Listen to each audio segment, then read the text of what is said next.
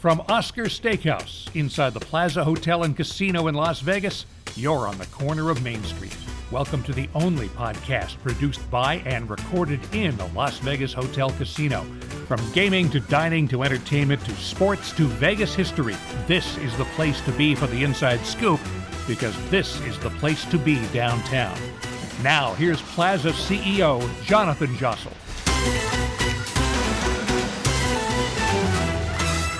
Good afternoon. And today we are doing our second best of episode. Gary did a nice formal introduction about it.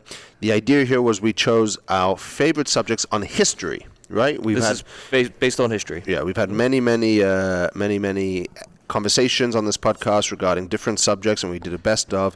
Today's is all about history. The last one was all about mostly gaming and industry insight, and the next one will be all about entertainment and nightlife. But today's focus is history, and Gary, why don't you take it away with a nice formal introduction? You got it. Today we're focusing on the history of Las Vegas in this episode, and one of the best educations we received was from Dr. Michael Green, Associate Professor of History at UNLV. He gave us a fascinating lesson on how gambling is such a big part of our history. But before gambling came along, Green told us liquor and prostitution were the Founding Fathers' major concerns. Nevada becomes a state in 1864, which is why they say we're battle-born. Mm-hmm. And what do you mean? Well, they say we're battle-born because the Civil War was being fought. Oh, thank you. Okay. And I've always loved He's not Battleborn. from here. yeah, we got it. I love the tagline Battleborn. It's the name of the Killers album. It's a great album. You get it on your ID, it says Battleborn, which I feel Battleborn. But I just didn't know why, so thank you. And you remind me of the fact I once was talking with one of our European historians and mentioned the Civil War, and he said, whose? Yeah, there have been a few civil wars. Yeah, right. But Lincoln was running for re-election in 1864, and Nevada had become a territory just about the time he was taking office and wanted to be a state. And there were a lot of reasons for Nevada wanting to be a state. Lincoln wanted us to be a state because he was hoping to get some electoral votes for re-election. He was hoping to get a vote for the 13th Amendment, both in the House and when it went to the states, and some votes for whatever policies he was going to pursue after the war. So it was put to a vote, and there's a big fight over the original Nevada Constitution. It's defeated. They try again. It passes. And they send the Constitution to Washington, and it gets lost. Oh. So the governor at the time, the territorial governor, James Nye, has them wire it. It's the longest, most expensive telegram that had been sent to that time. Cost like $4,300. Oh my gosh. And it gets there, and they put it together and take it to Lincoln, and he's seen the Constitution, and now he can sign off on statehood. So he signs off on October 31st, 1864. And I had an undergrad professor at UNLV who taught Nevada history, Ralph Roski, who always used to say, Nevada is the trick-or-treat to the nation. The trick-or-treat to the nation. And so we have statehood on Halloween. We don't celebrate it that way anymore. When I was a kid, Halloween was a holiday. Well, we just had the holiday, right? Yeah. Yesterday. It was the Friday before the anniversary. Right. But, those of us who do Nevada history, we say it's October 31st, whatever. And kids go door to door trying to get candy out of us in honor of Nevada statehood. That's what I claim. That may not be true. And tourists weren't the only ones coming to Las Vegas. Looking for a better life, people came from all over the U.S., especially the Deep South. But the attitudes of the day came with them and became ingrained for decades. As we talk about the historic West Side, which was the only place where African Americans were allowed to live, and on the Strip, the segregation was absolute. Blacks could work and entertain in the casinos and hotels, but couldn't stay there.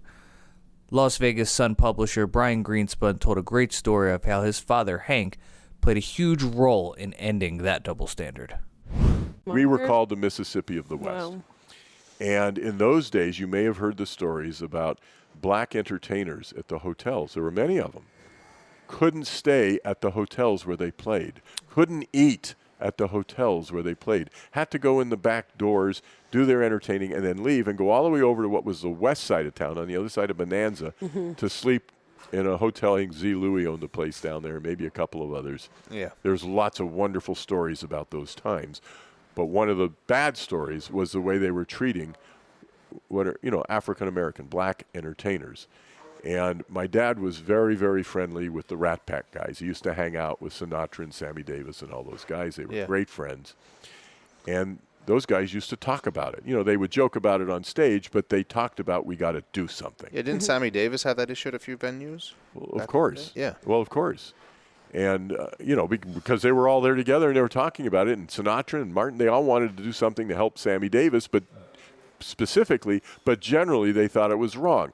I think it was Eartha Kitt, some black female singer, I don't remember which one, went swimming in one of the pools on the Strip. They emptied the pool before their white patrons would go swimming. That's horrendous. That's what this town was like. So my dad decided that's enough. We're not going to do this. Around the same time that the NAACP was talking about marching on the Strip. Las Vegas had become a city that everyone was paying attention to in the late 50s.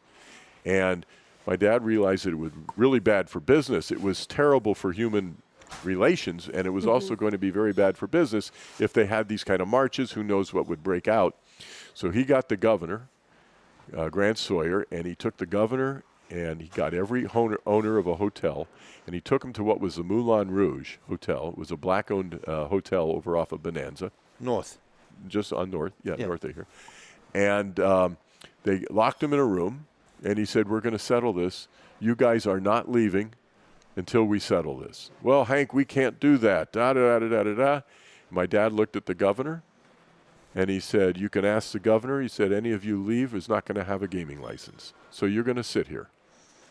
And I guess Grant Sawyer must have nodded or something. Anyway, they came out of that night. They came out of what was called with the Moulin Rouge Agreement, which desegregated the Strip years ahead of the Civil Rights Act and everything else that desegregated America, from Congress. How amazing. Yeah, it was amazing. In that whole process, my dad met a man named Bob Bailey. And Bob Bailey was this very well-spoken, articulate human being with a twinkle in his eye. And I don't know if he was a dancer or a singer. I don't know what he came out of the entertainment world, but boy, he had it all. And he went to my dad and he said, this town needs a show about entertainment and a show that's owned and run by black people. My dad said, you're right, we need one of those. He didn't know he needed one, but he was so taken with Mr. Bailey. They became very, very close friends. And anyway, my dad hired him, and they promoted it like crazy. The first black-owned, produced, everything show in the country was right here on KLAS TV. And Bob knew everybody, and he had every great entertainment on. It was a wonderful, wonderful show, long before we heard of Johnny Carson and Jack Parr and all those guys. We had the Bob Bailey show here. Wow. And Bob Bailey would take Nat King Cole, for example, down to the Tropicana Hotel to go in to see the show or to do something, and they wouldn't let them in. Why can't you come in? This is Nat King Cole. And the guard said, I don't care if it's the Black Jesus. He's not coming in here. This is for white people, that kind of thing. And,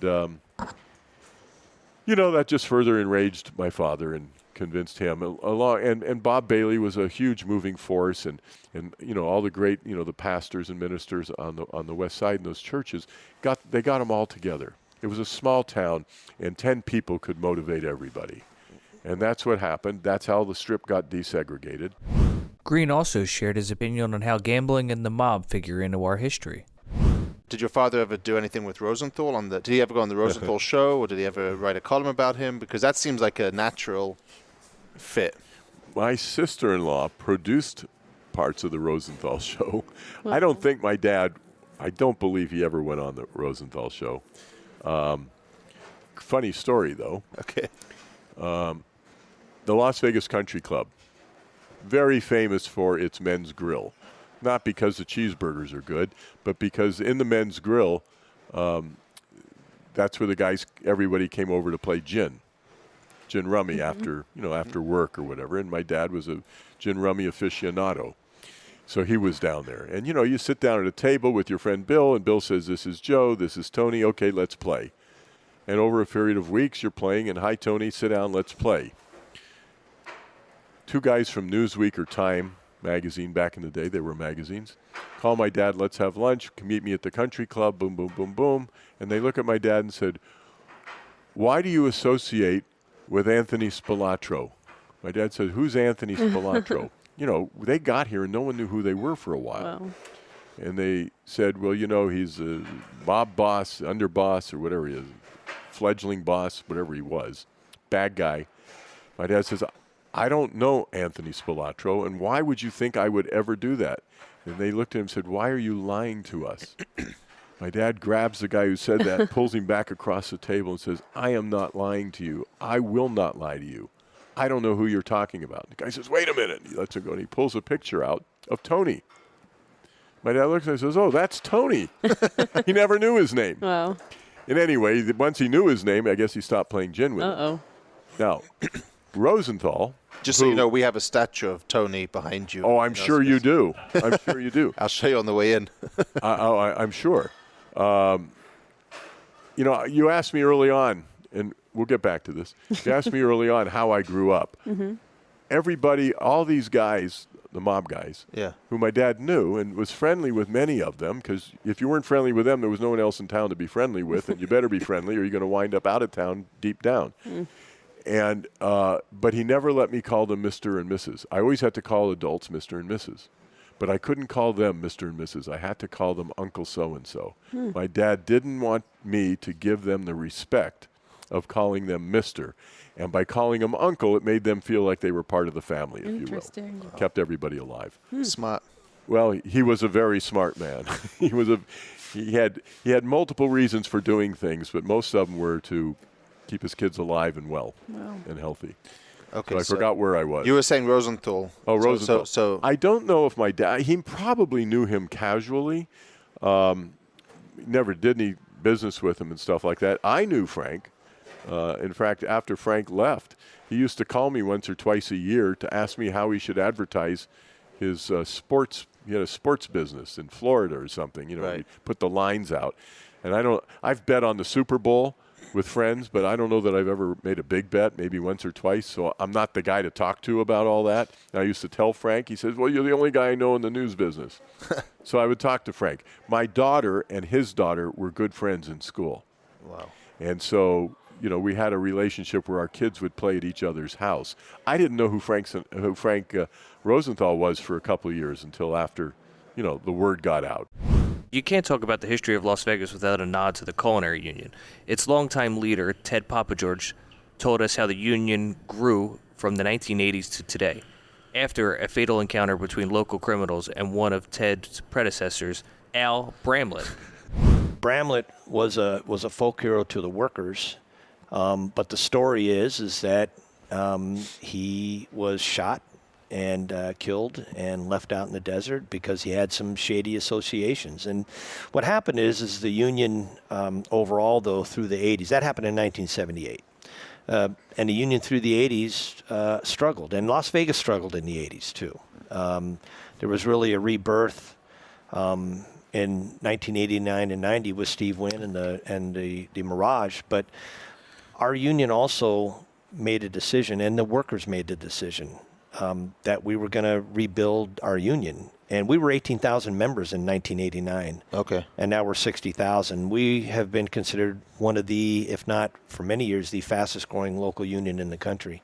But it was a decision by people like folks that came from the International Union, like D. Taylor, for example, and Joe Doherty that led the Horseshoe Strike and the Frontier Strike. But folks like myself that lived here and worked here, that we wanted a better life and we wanted a better Las Vegas. And so the mob stuff there's a lot of old timers that, wax poetically about that, but that was really before all of our time.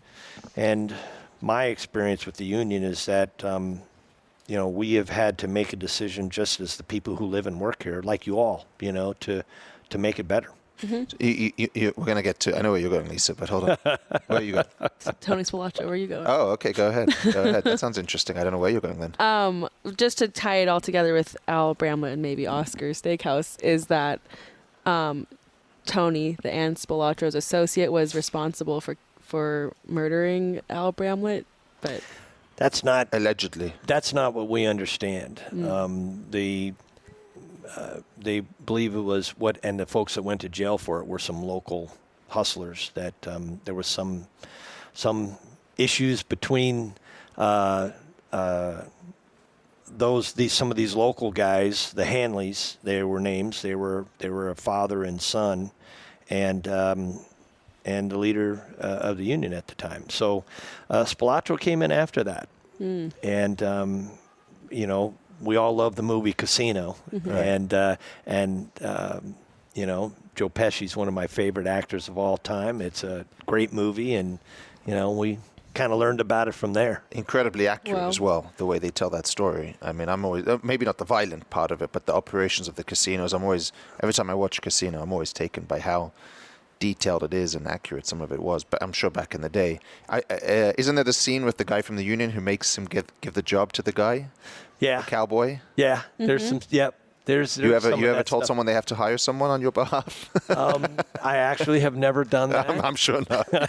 but back in the day, there probably was financing to the mob.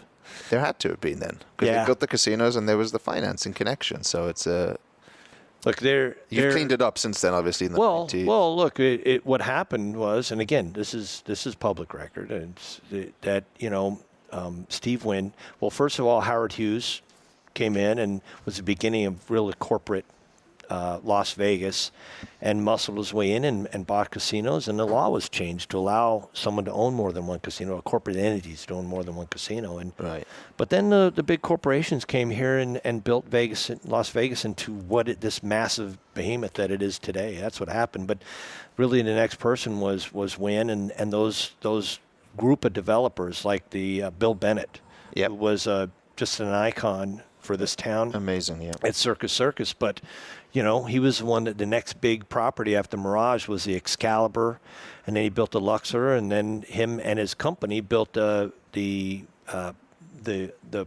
Park MGM now, but it was the Monte Carlo in '96, and then the Mandalay Bay. That company, along with other companies like Wynn's company that were expanding, and that was you know, a point where the union could have went either way. The union could have been blown out, or the union could have made a decision to organize and work with these owners and be a part of this massive expansion. And we think at the end of the day, it made Vegas a better place.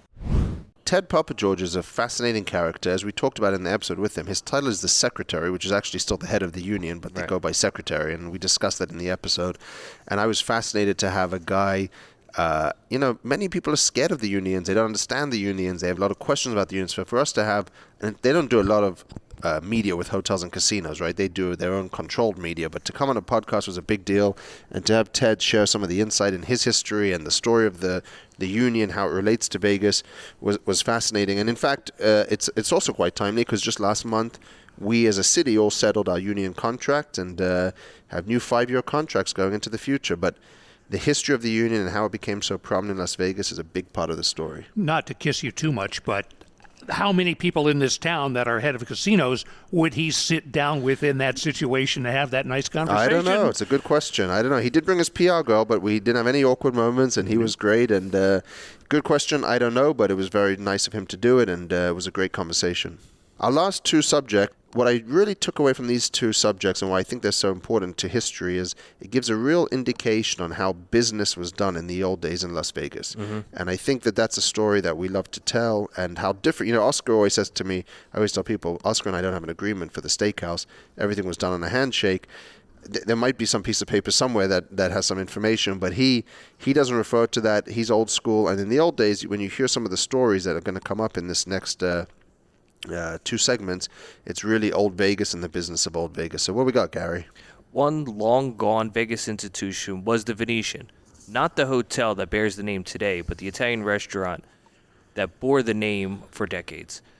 The Venetian was owned by the Ruvo family, and Larry Ruvo told the tale of how it became the place for lots of famous and infamous people. My father came out and was looking for work.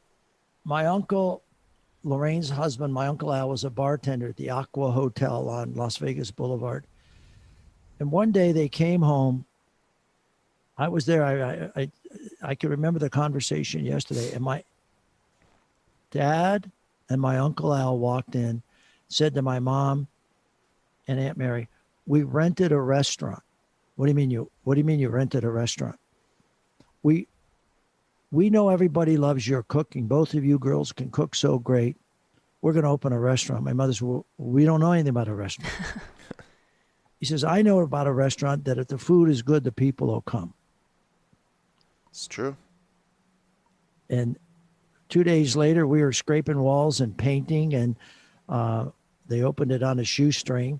And when they went down for the licensing, they wanted to call it the pizzeria. There's never been a pizzeria in Las Vegas. It was the first one. And they said, well, you got to have a name.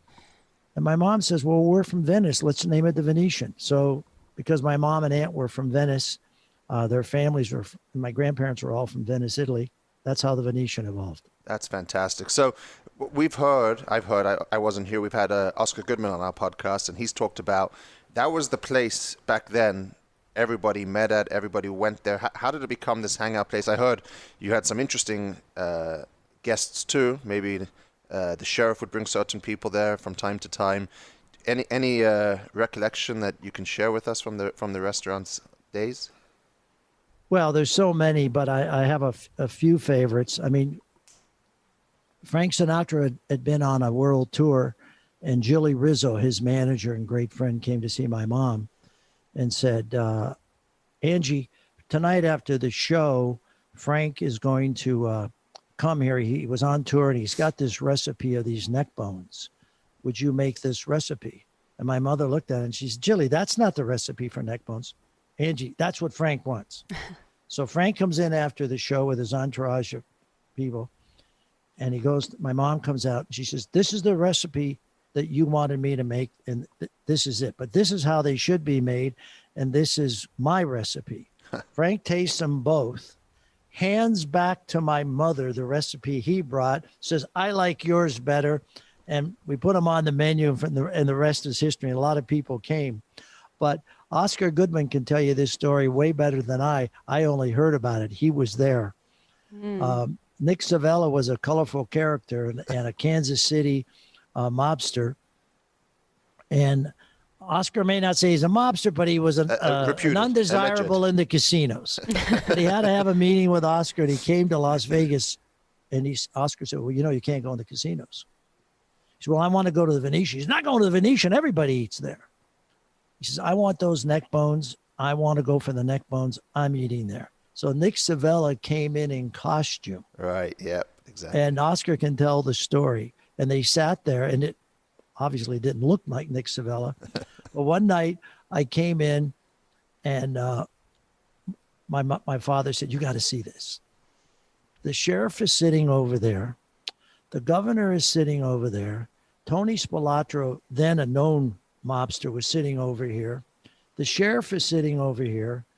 And my father said, forget about who's sitting here. Do you know how many FBI agents must be outside looking at this? My cousin Lorraine, before she became lieutenant governor, was county commissioner.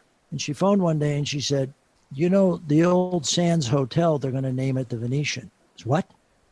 She said, they're going to name, we saw plans. And she tipped me off. And my attorney then, who still is my attorney, and my wonderful friend, Peter Bernhardt, I called Peter. I said, Peter, we have this. It's our name.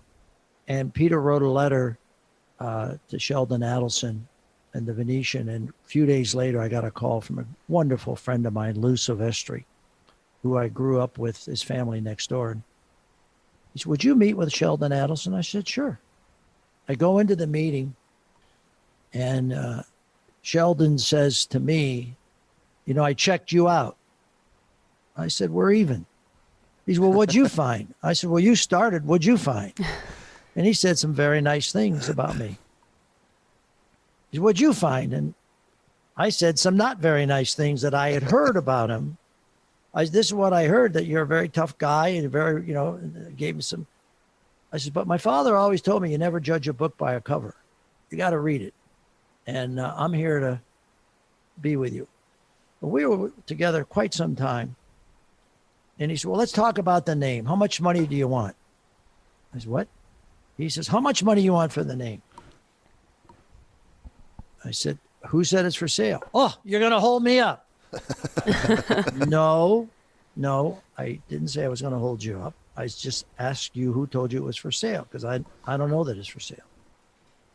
We got to talking, He said, all right, what do you think it's worth? I said, well, I believe these are the numbers. I said, Steve Wynn, I think, paid $750,000 10 years ago for the Mirage Motel name. So just with CPI, I think it's worth $1.5 million to $2 million. Is that what you want? I said, Sheldon, anybody that comes to Las Vegas to build a giant hotel like this with all these rooms and all the staff and everything you're going to do for this town, my father had just passed away, would come back and kick me in the fanny. I'm giving you the name for nothing. What? For nothing. He stands up. He says, I'm the son of a Boston cab driver. Nobody ever gave me nothing. And he had one of those little flip calendars. I said, mark the date down. I don't want anything. And that started a friendship, like all friendships and marriage that had some up and downs, but way more ups. And I miss him. Yeah. And we gave him the name, and he never forgot it. And he was a staunch ally of Keep Memory Alive and me, and he was my friend. And I, as I said, it was a big loss, not only for Israel, Nevada, the world, me, but so many other charitable institutions. And yeah, we agree. I miss him, but that's the story on the Venetian name. That was fascinating, and to hear the way Sheldon Adelson conducted himself and Larry Ruvo conducted himself is insight you'll just never get for history of Vegas. And the way that they transacted that name was really beautiful, and it was served both of them well. Sheldon got the name, and Larry got the beverage contracts for the future of those properties. But what was really interesting was when I first came to town, somebody once told me there's only 3 names in town that you need to know: Adelson, Wynn, and Ruvo. And those were the 3 people. And Larry Ruvo will long be remembered as the founder of the Keep Memory Alive Foundation and the Lou Ruvo Brain Institute, named for his father. Larry told us about how this crazy mesh-like structure that sits in the heart of downtown Las Vegas was designed, and the vision of Frank Gehry, one of the most famous architects in the world, ended up in downtown Las Vegas. I had a piece of property that I bought and owned on the corner of Durango and the 215. We had the property, we were designing the building, and my father's wonderful longtime friend and my friend, Oscar Goodman, then the mayor, came to me. He says, I understand you're building this building out in the county. I said, yes, I got the property. He goes, you got to come downtown. We have this dream for Symphony Park. And I went down and I listened to him. And there was a lot of things going on in my mind, but I go back to that Union Pacific where I first set foot in Clark County. And I looked at that and I said, the nostalgia for me to build a building just yards away from where I first came, and my dad was downtown. I just thought,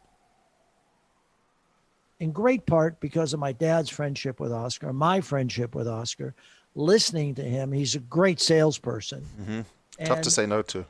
And he's hard to say no to. And I didn't want to say no to him because he's my friend and I love him.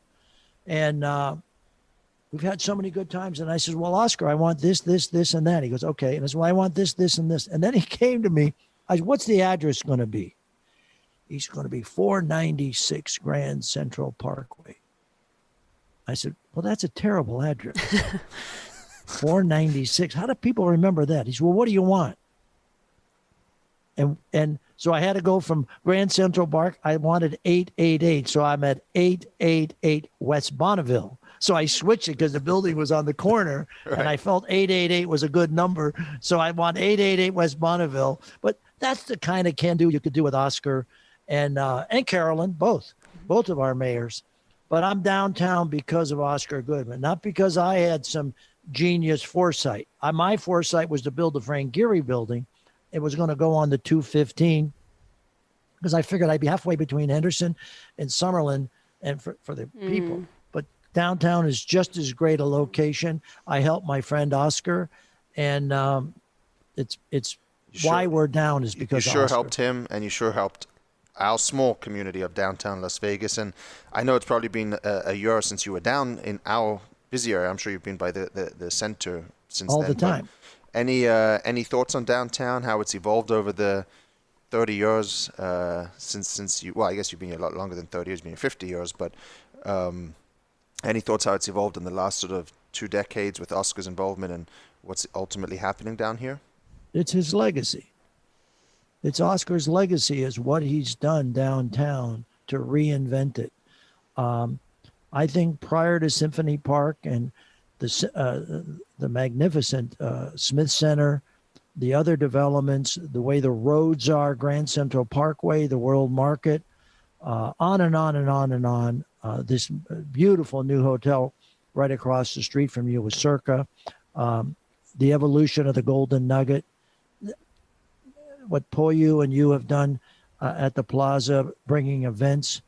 It's a happening place. It's downtown is an in spot. I made the right decision. If I had to do it again, I didn't have the foresight that Oscar did, but I would be downtown. We can't talk about the city's history without mentioning our own history here at the Plaza. Vegas historian Oliver Lovatt took a deep dive into how the casino came about.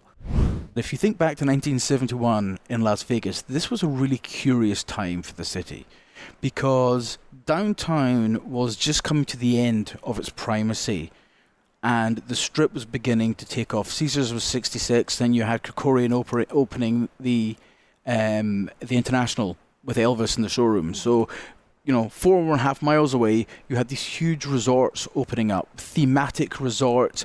The model was changing. And downtown, you had these much smaller floor plates. They didn't have the same range of amenities. So when the Plaza opened, it wasn't just getting a bit of land and building a hotel. It was a long process that took nearly a decade to secure the land here. So the chap that put the deal together was not a gaming guy. It was a guy called Frank Scott, who was a banker, and he brought in a bunch of gaming guys. He brought in people from the Tropicana, he brought in Jackie Gone, he brought in the Boyds who operated, he brought in local senators. I mean, it was a real, hodgepodge of who's who to guarantee success of the property. It was like an all-star team. It was. Yeah. And by the way, just so you know, we've talked about on this podcast, but a few years ago when we discovered, as part of the deal for the Circa Garage and everything else,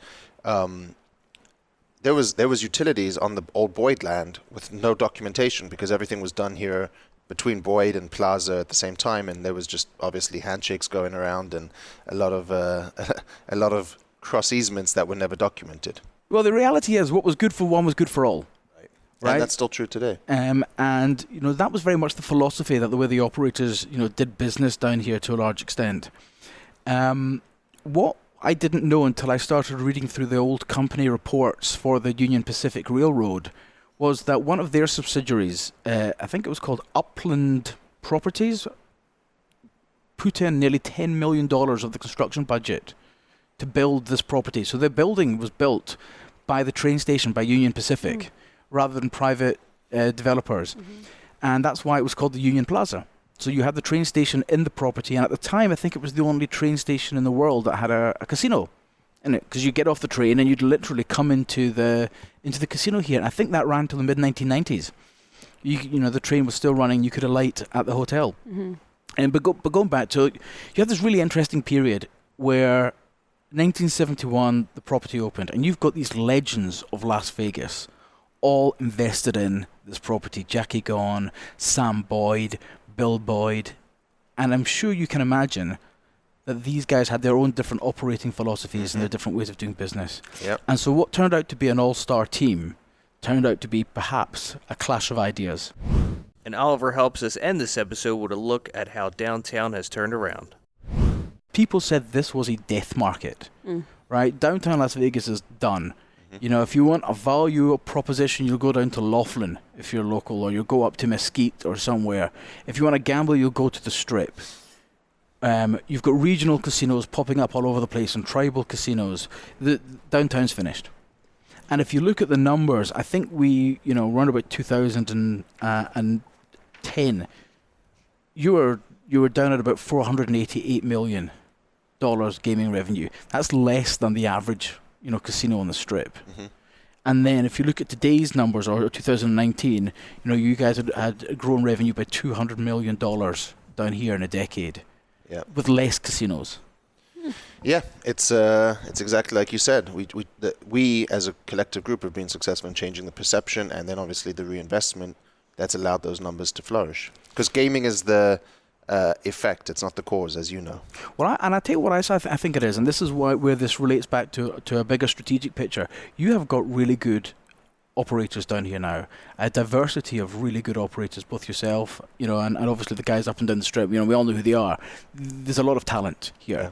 If you look at the strip at the moment, and then it's very consolidated and very corporate. But if you go back to the 1990s on the strip, you had, I think Mirage had 3 properties if you include the Bellagio in '99. Mm-hmm. MGM had 1.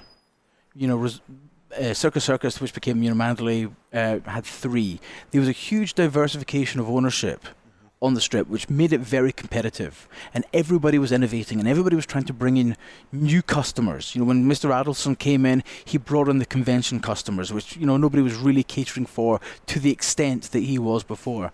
And I wonder if we're going to move into a cycle where what's happened down here in Fremont is because the different owners have come in with different ideas and a hospitality mindset and a solid business mindset and pivoted their offering for particular customers. Yeah.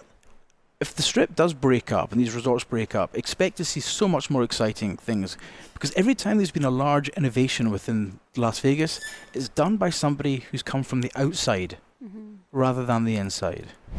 Thank you for listening to our second best of episode. As always, we will be doing our giveaway with this episode, so another wonderful poker set and giveaway will be available, and we're enjoying these. If you enjoyed the clips, please feel free to go back, listen, and Rich, can you tell people what's the rate, subscribe, what's that whole thing you have to say at the end of a podcast? Follow us, rate, follow subscribe, us, get this wherever you. Well, I can't say get it wherever you get podcasts, because if you're listening, you already got it. But shouldn't you rate and subscribe us? If you listen on Apple Podcasts, rate us. Give us a review. And subscribe. Well, you've already subscribed if you're listening. Not necessarily. No, you can listen to it without it. Well, please subscribe. Please subscribe. And share it with all your best friends. Yeah, and remember, subscribe doesn't mean you got to pay anything. Correct. Follow may be the better word. Great. I've just heard that on podcasts. I'm like, why didn't I say that? Yeah, there you go. All right. Thank you all. Thank you for listening. Are you a fan of On the Corner of Main Street? You're listening, so we'll assume that's a yes. So share the love, rate, review, and tell a friend to subscribe. Also, follow us on Twitter and Instagram @PlazaPod, on Facebook, Plaza Podcast, and feel free to write to the man himself @Jonathan Jossel. We'll see you next time, right here on the corner of Main Street.